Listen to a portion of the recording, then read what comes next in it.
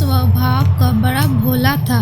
वह अपने आसपास जब भी गरीबी और लोगों की तकलीफ को देखता तो बहुत दुखी होता। उसने कहानियों में सुना था, तपस्या से प्रसन्न होकर ईश्वर वरदान देते हैं। क्यों ना मैं भगवान से कुछ वरदान प्राप्त करूं और दीन दुखियों की सेवा करूं। ऐसा विचार कर मोहन पहाड़ पर चला गया, जहाँ बेहद सघन वन थे। धूप कभी कभी जमीन को छुपाती थी। ऐसी स्थिति में वह एक कंदरा में बैठ तपस्या में लीन हो गया। तपस्या करते हुए काफी समय व्यतीत हो गया। कठिन तपस्या को देख ईश्वर प्रकट हुए और उसे तपस्या से जागने को कहा। मोहन काफी प्रसन्न था। वह साक्षात अपने ईश्वर का दर्शन कर पा रहा था। यह उसके लिए सौभाग्य की बात है। ईश्वर, मोहन, मैं तुम्हारी तपस्या से प्रसन्न हूँ। कहो, मुझसे क्या आशा करते हो? मोहन: प्रभु, मुझे आपके दर्शन हो गए। मेरा जीवन धन्य हो गया। अब मुझे किसी और चीज की आशा नहीं है। ईश्वर: फिर भी तुम मुझसे कुछ मांगना चाहते हो तो मांगो, मैं तुम्हें अवश्य वरदान दूंगा। मोहन: प्रभु, मैं अपने आसपास लोगों की तकलीफ देखता हूँ तो काफी दुखी होता हूँ। कृपया उन्हें दूर करने का कोई उपाय बताइए। ईश्वर ने एक पत्ते से भरा हुआ डाली मोहन को दिया और कहा, यह पत्ते सदा हरे भरे रहेंगे और डाली से कभी कम नहीं होंगे। किसी भूखे और दरिद्र व्यक्ति को देखो तो यह पत्ता निचोड़ कर उसके मुंह में एक बूंद डाल देना। वह बलवान हो जाएगा। उसके दुख तकलीफ तत्काल दूर हो जाएंगी।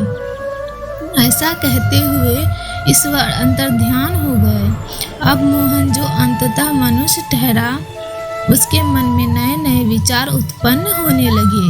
अब मैं गांव जाऊंगा और लोगों को यह सभी आश्चर्यजनक कार्य करके दिखाऊंगा तो मेरा नाम होगा।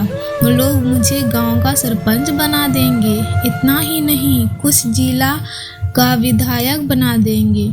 ऐसी ऐसी अनेकों कल्पना उसके मन में चलने लगी। जब इस कल्पना से मोहभंग हुआ तो वह सोचने लगा, कहीं मेरी जंग हंसाई न हो। ईश्वर ने जो वरदान दिया उसे एक बार आजमा कर देख लेता हूँ।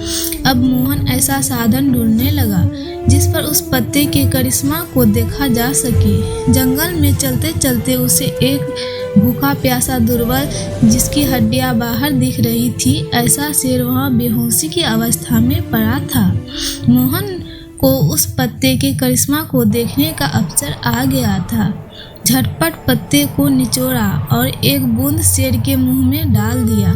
जैसे ही एक बूंद शेर के मुंह में गिरा, वह बलवान होकर खड़ा हो गया और सामने मोहन को पाकर अपना भूख मिटाने की सोची, क्योंकि भूख की अवस्था से ही तो वह मूर्छित बेहोश पड़ा था।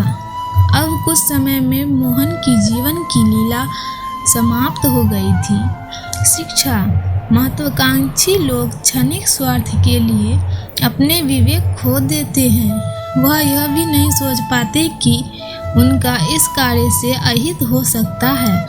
ऐसा ही मोहन के साथ हुआ। उसने शेर को जीवित करने से पूर्व कोई सावधानी नहीं बरती, बल्कि वह अपनी महत्वाकांक्षा के मद में अंधा हो चुका था। उसे यथाशीघ्र खुद को प्रसिद्ध करना था। इस कारण उसके लिए भगवान का वरदान अभिशाप में परिवर्तित हो गया।